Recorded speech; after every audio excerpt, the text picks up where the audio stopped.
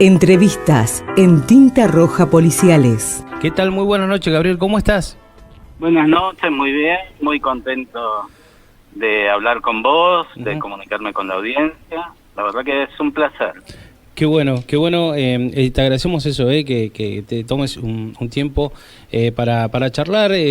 Bueno, queremos que nos cuentes, sobre entre otras cuestiones, ¿no? Porque la idea también es como una primera charla. Hemos charlado en otras ocasiones para Solo Novela Negra, nos contabas sobre este programa y que llamó la atención porque es específico sobre la novela negra, que se llama así, ¿no? El dulce veneno de la novela negra. Tal cual. Es un programa que hago desde hace 8 años, de 1 hora semanal, en la radio de la Universidad Nacional Arturo Jauretche. Y lo que hago es compartir el placer de la lectura del género con la audiencia. Es algo que de alguna manera viene de toda la vida, ¿no? Porque cuando yo era más joven y no existían las redes, era lo más frecuente compartir lo que uno leía con la familia, con los amigos, en los encuentros que teníamos. Y de alguna manera este programa es una prolongación de eso.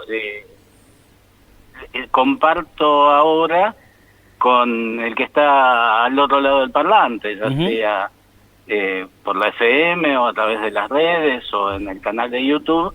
Es una manera de compartir y también de devolverle algo del placer que nos provoca la lectura de tantas obras a los autores, ¿no? De poder hablar de ellos, de poder recomendarlos. Sí. Porque yo pienso que cuando pienso en los escritores de novela negra, digo, estos tipos se matan, se esfuerzan para que yo tenga estas horas placenteras de lectura. Eso para mí es muy valioso. Claro, es verdad, es genial, ¿no? Porque hay tantos autores y de tantos lados. Hace poco, tu último episodio, si mal no recuerdo, es sobre Stieg Larsson, por ejemplo, ¿no? Sí, es uno de los últimos. Sí, y ahora estoy preparando, ¿sabes qué? Una de las cosas que me ha surgido haciendo el programa es meterme con la historia de la literatura policial argentina, a partir de una pregunta que me surgió, que es ¿cuál es el primer policial negro argentino? Sí. Ajá. Y a partir de ahí me empecé a preguntar, ¿y cuál es la primera novela policial? Y resulta que en Argentina el primer policial se escribió creo que en 1887. Ajá. O sea, ¿Meneses? ¿Puede ser? ¿No? ¿Meneses? ¿Cómo? ¿Con Meneses o no? No. No, mucho antes. Ajá, mucho en antes. El siglo XIX. Claro. Con justamente la escribió el hijo de Florencio Varela. Ajá. Que era en su momento el presidente, digo Florencio Varela porque nuestra universidad está en Florencio Varela, en provincia de Buenos Aires, que era el presidente de la Corte Suprema de Justicia de entonces. Escribía bajo el seudónimo de Raúl Valeix y escribió 2 novelas policiales de intención didáctica para explicarle a los lectores cómo funcionaba la justicia. Hablaba de los derechos de la mujer, un escritor muy, muy interesante. Entonces me puse a leer desde ahí en adelante. Encontré algunos textos que no conocían ni los investigadores, porque encontré una colección digitalizada de miles de revistas argentinas que hicieron los alemanes. Y ahora esto es un anticipo exclusivo, lo sabe mi familia y ahora vos y tu audiencia. Llegué al año 1933 y en el año 1933 se publicó en la revista de los sábados, la revista cultural de los sábados del diario Crítica, el primer cuento de lo que después sería la historia universal de la infamia de Jorge Luis Borges. Así que acabo de terminar de escribir 2 capítulos sobre Borges y la literatura policial. Apasionante. Sí, claro.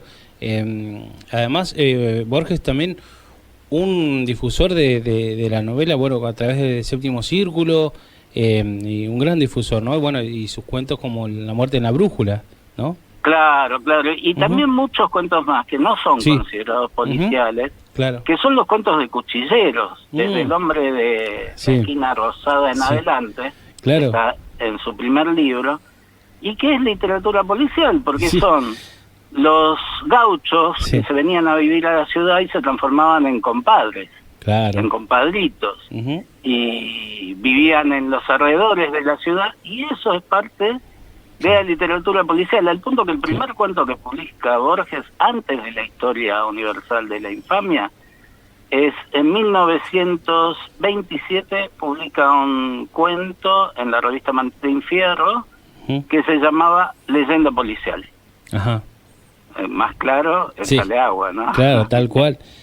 Claro, es esa, ahora que recuerdo ese cuento, es que están como en la pulpería, ¿no? Y deja el cuchillo en el piso y ahí es donde, ¿no? Lo deja ahí. Tal cual, es un desafío. Claro, como eran los duelos antiguamente, ¿no? Claro, claro. Claro, y él también tiene, o sea, esa búsqueda en los orígenes también de, bueno, sus ancestros, y hace toda una búsqueda también, ¿no? Y también su vínculo por lo policial viene por ese lado, ¿no? Sí, dio muchas conferencias acerca de literatura policial, además de ser escritor. Y La muerte de la brújula, que es un cuento increíble, porque lo que hace es romper con todas las reglas clásicas del cuento policial, de una manera casi imperceptible. Claro. Y también, corregime si me equivoco, pero también creo que lo que hace Borges es darle como un canon, ¿no? Porque hasta ese momento era considerado marginal. Hasta en algunos puntos, bueno, ahora ya no tanto, pero antes en un momento era muy considerado como género menor, ¿no? Como las historietas también, ¿no? Claro, que la autoridad máxima de la literatura en castellano, Rescate, el cuento policial, le dio mucho prestigio. Claro, claro, y ahí dijeron, bueno, acá hay, es como que lo dijo Borges, entonces, bueno, vamos por ahí. Claro, tal cual, tal cual. Y bueno, así que estás trabajando, es un buen laburo ese, ¿no? De rastreo de material teórico y hacer todo un laburo, y estás trabajando en eso, ¿no? En los orígenes de la novela negra en el país. Es una de las líneas que recorre el programa. Después, en distintos programas voy hablando de los libros que he leído a lo largo de la vida o que voy leyendo, centrado siempre en los autores, y cada año es un desafío, porque entregar un programa por semana es un desafío en cuanto a la escritura, pero también hay que encontrar un escritor por semana del que vale la pena hablar. Claro. Yo nunca hablo de los libros que no me gustan. Ajá. Promovés lo que te gusta y no lo que no te gusta. Está bien. También. Claro, está muy porque bien. No soy un crítico, soy un lector. Claro, está muy bien. Entonces hablo de las cosas que quiero compartir con los oyentes. Sí, me gusta esa filosofía de promover lo que gusta y no claro, o sea, es a lo que gusta, bueno, va por ahí. Claro, claro. Bueno, y cada tanto me tomo el trabajo de hacer una serie de capítulos estudiando mucho las características de un periodo, de un autor. Tengo, por ejemplo, hice 6 capítulos sobre Raymond Chandler, que van desde los primeros cuentos a los últimos textos, en donde aparte busqué información sobre cómo se había editado en castellano, las primeras ediciones en España, en Argentina, cómo la censura actuó sobre su literatura acá a nivel de traducción, ¿no? Como había cosas que no eran admitidas, mucho menos en la España de Franco, pero acá tampoco. Claro, exactamente. Claro, acá también, bueno, con tantas dictaduras también lo más peligroso y subversivo era la lectura, ¿no? Entonces es como... Tal cual, tal cual. Y o sea, el pensar, ¿no? El despertar el pensamiento era lo más peligroso para los censores, ¿no? Es así. Y por ejemplo, claro, también lo que vas trabajando es a veces por país también, ¿no? Porque, por ejemplo, hace poco hiciste sobre, si mal no recuerdo, sobre Chile, ¿hiciste sobre Italia también?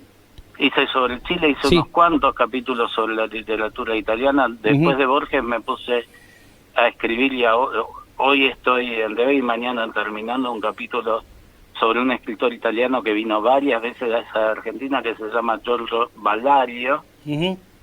Tal vez lo conozcas de las redes. Sí, sí. Que tiene una serie de 4 novelas, que el protagonista es un argentino, un detective argentino, que vive hace 30 años en Italia. Ajá. Y después me interesa mucho los escritores de novela negra argentina, indudablemente. Sí. Particularmente lo que busco todo el tiempo, y no encuentro tanto, son escritores que no sean de Buenos Aires. También los de Buenos Aires, porque también Buenos Aires es Argentina. Claro, pero me interesa mucho destacar a los que no son de Buenos Aires. Claro. Porque son escritores muy valiosos también y que tienen mucha menos difusión. Claro, podría ser Guillermo Orsi, Miguel Ángel Molfino, tantos otros, ¿no? Claro, está Fernando López en Córdoba. Fernando López, claro, sí, sí. Ahora hay un muchacho que escribe desde Mar del Plata, hoy me olvidé el nombre, horrible, que tiene es muy interesante porque hizo una serie de 4 novelas, hasta ahora publicó 3, Laconich, Juan José Laconich, en que el protagonista laburó en algún momento de policía, es detective y es peronista. Y hace una novela negra, muy política. La novela negra suele ser social. Sí, es verdad. Sí, sí. Pero lo político no tiene casi presencia, solo en una mirada denigratoria que por ahí tiene que ver con la realidad política norteamericana, ¿no? Este muchacho es un militante peronista y escribió 3 de 4 novelas negras peronistas muy interesantes. Claro. Desde Mar del Plata. O sea que hay voces que enriquecen profundamente el panorama de lo que es la novela negra nacional y que no están en Buenos Aires. Claro, y también porque la novela negra surge, en Estados Unidos y con una fuerte crítica después de la caída de Wall Street, y también tiene mucho que ver con el contexto, ¿no? Y después, cómo se va adaptando a cada país y cada situación. Algo que hablamos, por ejemplo, en el caso de Walsh, que él trabaja la figura del detective con en el caso del periodista, ¿no? Porque la figura del detective no es tan habitual es casi inverosímil en estos lugares, ¿no? Claro, y en realidad es muy interesante lo de Walsh, porque lo que hace es fusionar periodismo y novela negra, o sea, cuenta una historia real, pero la cuenta con las técnicas de la novela negra, que él, aparte como escritor de policial, hacía cuentos de enigma. De enigma, claro, sí, sí. No hacía policía realista, pero la gran novela de él, que es Operación Masacre, es una obra periodística contada desde la estética de la novela negra. Claro, sí, sí, tal cual. Es cierto, trabaja él, con Variaciones en Rojo, ahí trabaja el policial de enigma, y hasta, digamos, hasta tiene como si fuera también algo bien práctico de una escritura, ¿no? Con las 3 variantes, y lo planteas desde ese lugar, ¿no? Tal cual, tal cual. Y es bien esquemático. Y después, trabajaste, por ejemplo, unos capítulos sobre Martín Balarro, ¿no? Que es uno de los grandes difusores, profe de la Facultad de Periodismo de La Plata. Universidad de La Plata, que aparte tenía algo que a mí me fascinaba, que es que aparecían en sus novelas algunos de mis amigos. Ah, claro. El Pájaro Salinas, Patán Rajendorfer, claro, que eran mis compañeros de mesa en el Bar La Paz, por ahí por la década del 80, Y además fueron los tipos que al escucharlos hablar, a ellos y a Fabián Polosecchi, que también era de la misma mesa, sí. Al escucharlos hablar y conversar de lo que habían hecho en el día, yo en esa época hacía cine y dije, no quiero hacer más cine, quiero hacer periodismo. Y me volqué al periodismo por su influencia, y bueno, y después me los encontré en las novelas de Martín Malardo.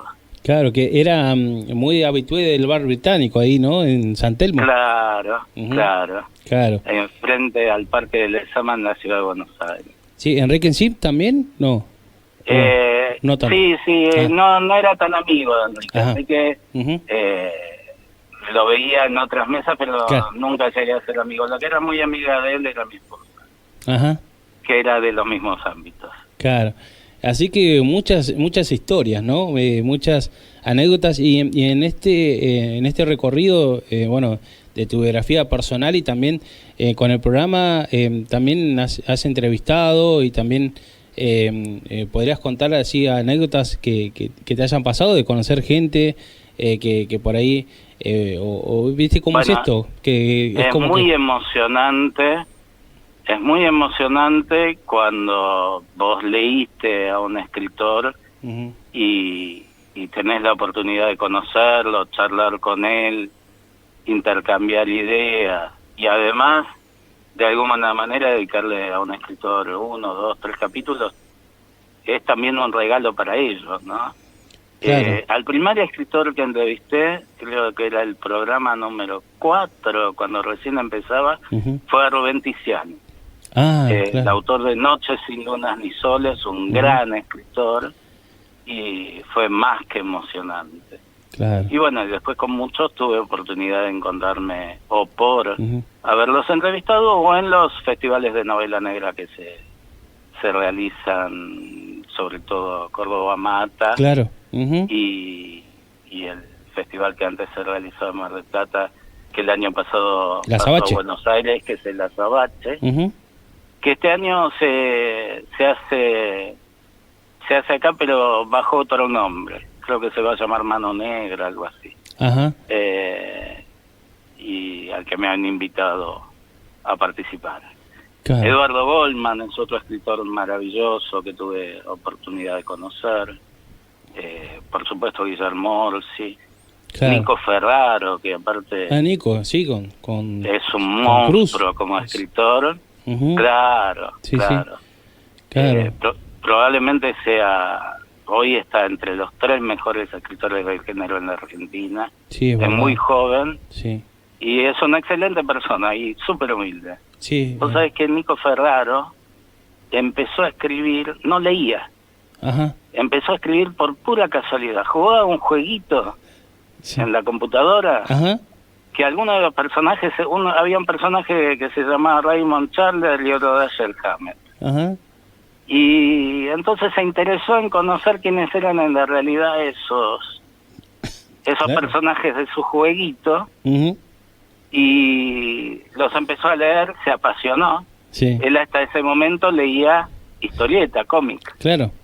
Y así se transformó en escritor. A partir de un jueguito. Creo que debe ser un caso casi único en el mundo, ¿no? Así que ojalá que lo podamos entrevistar. Recuerdo también esto, dentro de todo lo malo que fue la pandemia, lo único que por ahí destaco es que, por ejemplo, pude participar de México Noir, que estuve participando, o sea, como espectador, ¿no? Viendo cuando tuvieron una charla en México, y fue muy interesante poder participar, porque bueno, es casi imposible ir hasta ese lugar. Entonces está bueno cuando esas cosas se dan, ¿no? Sí, totalmente. Y poder estar viéndolo me pareció muy muy interesante, y ahí planteaba unas cosas.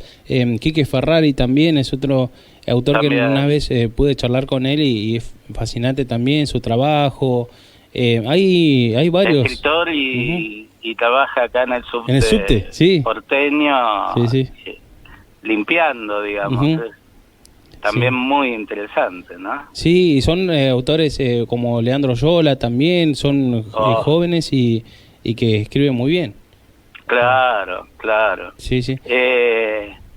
Si querés entrevistar a Nico es muy accesible, después te paso por privado el teléfono. Genial, sí, sí. Sí, porque también, vos sabés que bueno, que por el programa en sí y bueno, se va armando así como una red, porque por ahí podemos contactar con a través de otras entrevistas y se va dando así.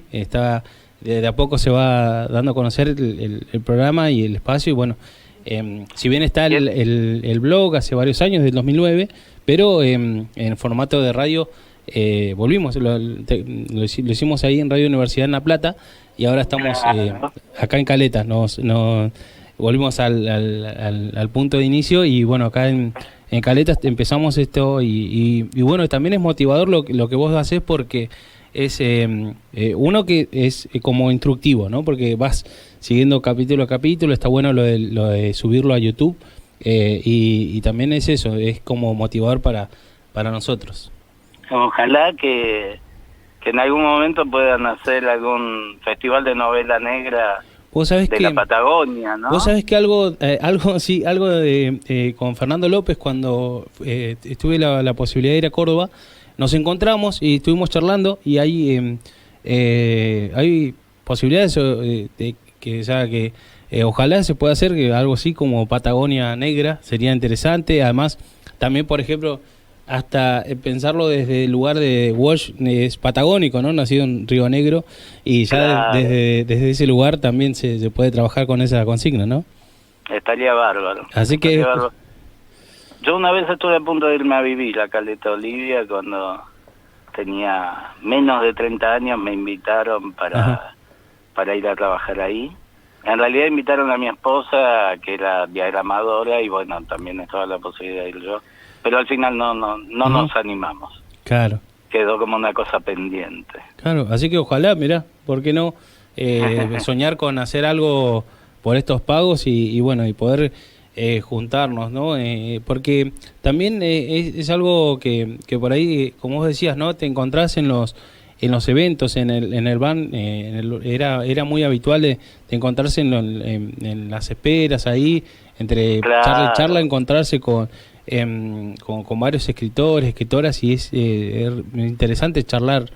Tal cual. Y además, bueno, surgen también otros proyectos, eso está bueno. Claro.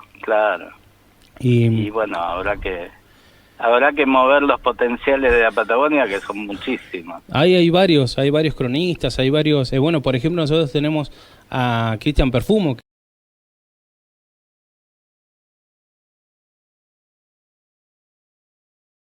que es de Puerto Deseado y que escribe novela negra, que está ahora viviendo en España y que también le dediqué un capítulo también a Cristian. Y bueno, es uno de los escritores más interesantes, no solo porque es patagónico, esto siempre uno lo dice, ¿no? Porque no es solo porque es de estos pagos, sino porque realmente escribe muy bien y ahora en España se está haciendo su lugar, porque él está viviendo allá. Cuenta historias muy interesantes. Sí. Y también un hallazgo que es que al ser de estos lugares, son todos lugares porque, no sé, por ejemplo, una novela que sucede en Estados Unidos, en mi caso no conozco, y cuando me hablan así de lugares de por acá, es como que uno se familiariza más, es decir, bueno, qué genial que haya algo de estos pagos.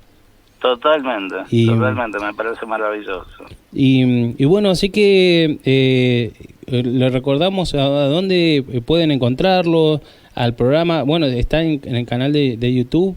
Es lo más sencillo y lo más universal, porque el programa se emite en la radio de la universidad los martes a las 21, sale por frecuencia modulada en la zona del conurbano sur, tiene un alcance limitado y sale en internet, pero después todas las semanas subo el programa que se emitió el martes, el viernes lo subo a mi canal de YouTube, que se llama igual que el programa, El Dulce Veneno de la Novela Negra. Qué buen título.